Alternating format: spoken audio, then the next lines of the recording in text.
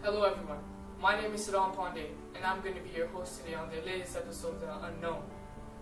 Today we're going to be discussing about a very special and influential book written by Christine Sparks, The Elephantman.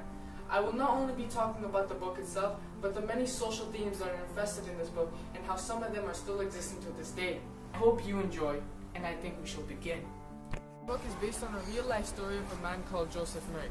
So to really investigate and extrapolate further on this book, we have to understand who this Elephant Man was. Joseph Merrick, aka the Elephant Man, was born on August 5th, 1852. Born to Joseph Radlick Murray and Mary Jane, Joseph Merrick was born in Leicester City, England. Not born with any abnormalities, everything seemed to be going well until at the age of 21 months, Joseph Merrick started to grow lumps on his lips.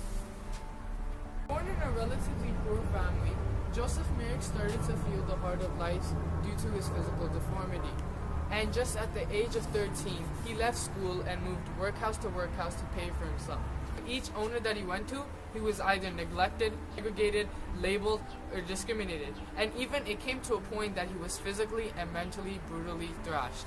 Kids who worked in that workhouse at the age of 15 to 17 would leave him alone, just because he looked different. This was a form of segregation, neglect, discrimination. Just to put it into terms and a better perspective for you guys, pretend this sheet, which I have in my hand right now, being the Elephant Man. And so you see hearts on this page, because at the beginning of his life, the Elephant Man had a heart. He had a life, he had a dream. Every time someone either labeled him, someone either called him a name, a part of him just ripped. And the dreamer that once existed was nowhere to be found. It's a theme that I'm going to be talking about later. Neglect, labeling, segregation, just to a physical abnormality. And we still see this form of discrimination today. In this book, we see many social issues that affect specific individuals. I will be talking about how each issue is influential in the book and how each issue is relevant in the society we live in today.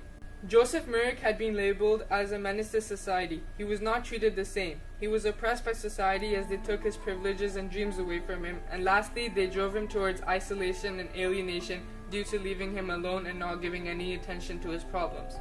Men and women are labeled every single day. Men are comprised of being superior and always right, but women are forced to be selfish and irrelevant. An ad by Pantene illustrates how men are superior to women in the workplace and how society labels women despite looking at their qualifications and/or situation.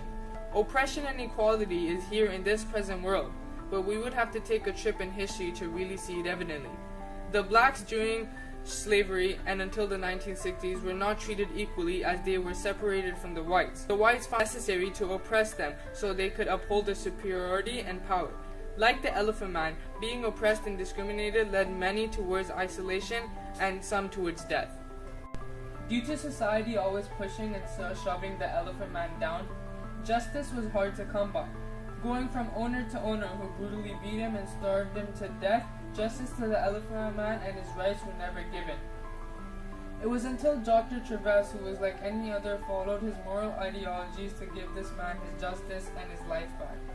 His last owner, Mr. Bryce, used this man as an object to retrieve money, but due to Dr. Travis, who felt it necessary to give this man his life back again and bring this justice, he took him to his hospital.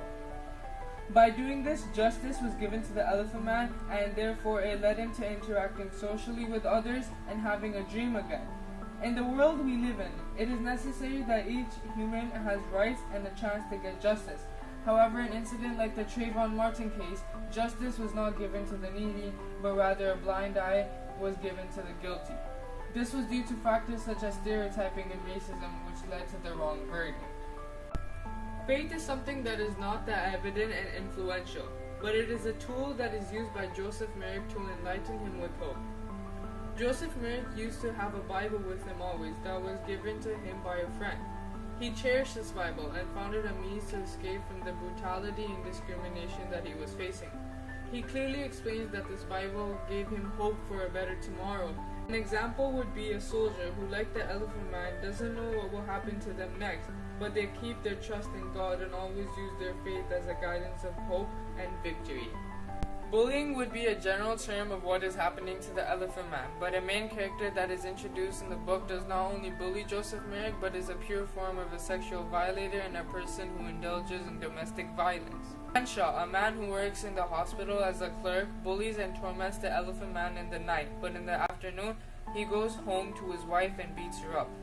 Not only taking part in domestic violence, he is a sexual predator and violator as he tries to rape and misguide youth girls in the hospital and the pub. We see these types of people in society who have a different appearance and act quite differently in reality. Crenshaw was not only a sexual predator, but a man who used to beat his wife, which is marital violence/rape. We see people like this in our modern society ever so much due to many reasons, but the end result in them ripping their marriage apart and thriving for dominance that they don't get outside like Crenshaw. Now that you have seen all the social issues that each individual partakes in and how each issue is found in society we live in today, the question to all of us now is, how will the new generation grasp on these issues?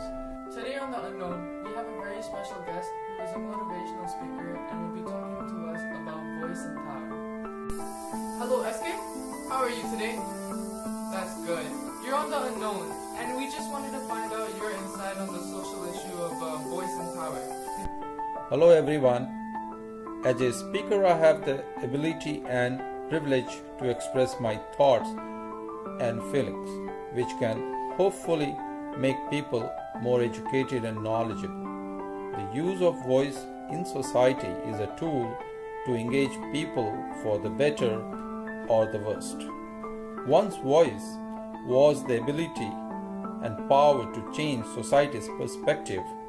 Voice is given by God to us, but don't forget, it can create hell. Thank you for the insight, and I hope you have a good day.